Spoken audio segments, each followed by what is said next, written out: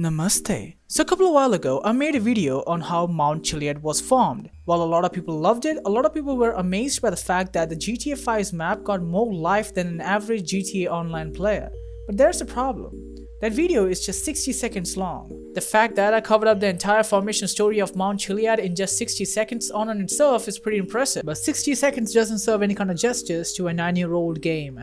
So here I am making a full-fledged video on how Mount Chiliad was formed. Mount Chiliad is the tallest mountain in the game and also the den of mysteries, standing at the height of 809 meters. From a simple Google search, they say this mountain was inspired by a real-life mountain called San Bernardino located in Southern California. A lot of people argue that Mount Chiliad could be Mount Diablo located in Northern California.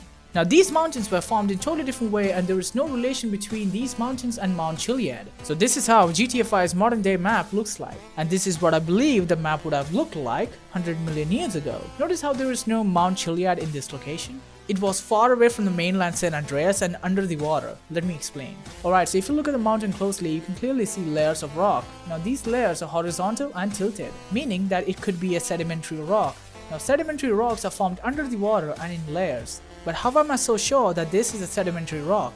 Well, I can't really prove it because I can't do rock analysis, but there is something that I want to show you guys. Okay, so if you look at the base of the mountain and you follow along the shoreline, you can see layers of rock which looks pretty similar to a real life rock called limestone. Not only limestone is a sedimentary rock, but also a weak rock.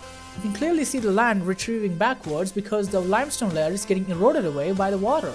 Whereas the harder rocks are still at their place, and limestone can only be formed under the water and also in layers. And this location has everything.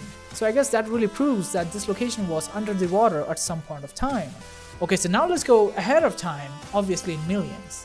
Now this underwater sedimentary beds that were forming for millions of years and that were far away from the mainland San Andreas finally got a chance to come above the surface of the water due to tectonic upheaval. Tectonic upheaval could mean any type of tectonic activity which resulted in the upliftment of this bed. Alright, I know it's pretty boring, let's cut to the chase. So this big ass bed under the water decides to come above the water due to tectonic upheaval. And after a few million years, tectonic plates be like, okay, we are heading towards the mainland San Andreas. So the sedimentary bed hops onto this tectonic train ride, but the train was going a bit too fast. It forgot to brake and crashed/collided/converged with the mainland San Andreas, which resulted into the formation of this big Mount Chiliad.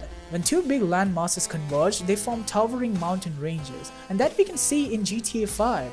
So that must be like the whole sedimentary bed that came above the water due to tectonic upheaval could have had the size of modern day Los Santos. This whole location was tectonically really active because of the convergence of these two plates. Evidences like tilted sedimentary beds which support the tectonic theory. And remember I told you guys about finding limestone in this location? Well, even in real life, limestone can only be formed under the water and they get pushed above the water due to some kind of tectonic upheaval. And that's the reason why we find limestone on land. So I guess that's enough evidence to prove this theory.